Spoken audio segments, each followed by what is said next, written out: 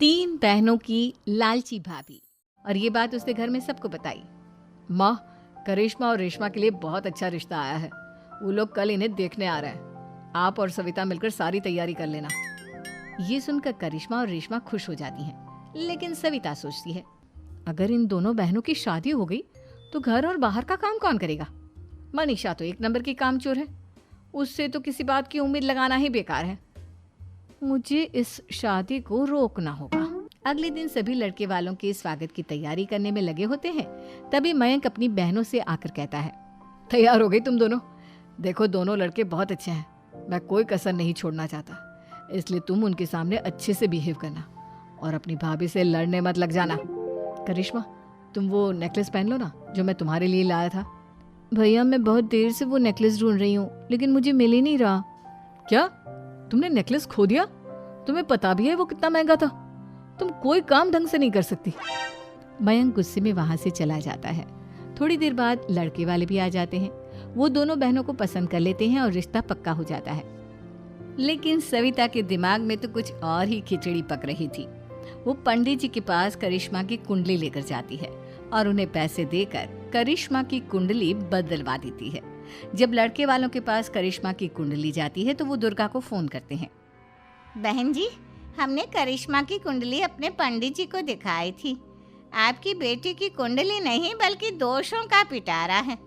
देखिए, मैं और मेरे पति इन सब बातों में बहुत विश्वास करते हैं, इसलिए हम आपकी बेटी से अपने बेटे की शादी नहीं करा सकते। इस तरह करिश्मा का रिश्ता टूट जाता है और सभी घर वालों को बहुत दुख होता है। अब कविता सोचती है, चलो, करिश्मा का तो रिश्ता टूट गया, अब रेशमा का भी रिश्ता तोड़ना है। क्या करूं? अब सविता आवाज बदलकर किसी अननोन नंबर से रेशमा के होने वाले ससुराल में फोन करती है। हेलो, मैं कौन हूँ कौन नहीं ये आपके लिए जानना जरूरी नहीं। बस इतना सुन लो कि रेशमा का 2 साल से किसी के साथ अफेयर चल रहा है। बस रेशमा का रिश्ता तोड़वाने के लिए सविता का इतना कहना काफी था। अब रेशमा का भी रिश्ता टूट गया। मयंक और दुर्गा देवी ने रेशमा को खूब खरी खोटी सुनाई और उससे बार बार उस लड़के के बारे में पूछने लगी। आप दोनों मुझे क्यों परेशान कर रहे हो? अरे कोई लड़का होगा मेरी लाइफ में तो मैं बताऊंगी ना। जब कोई है ही नहीं तो कहाँ से लाऊं मैं कोई लड़का? तो तेरे होने वाले ससुराल वालों को फोन किसने किया था?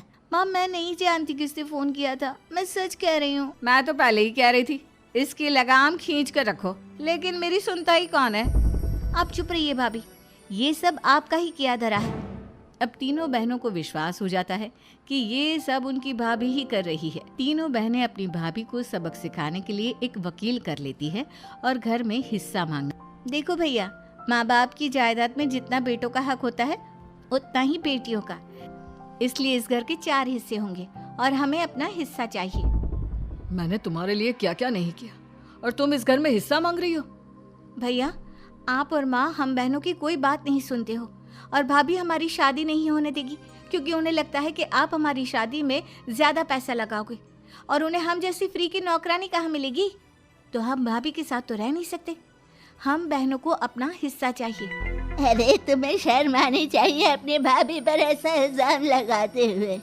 वो तुम्हारे बारे में कितना सोचती है। हाँ माँ, भाभी हमारे बारे में बहुत सोचती है। दिन रात बस यही सोचती रहती है कि किस तरह से अपनी तीनों ननदों को परेशान करूं और कभी मुझे पढ़ने भी नहीं देती।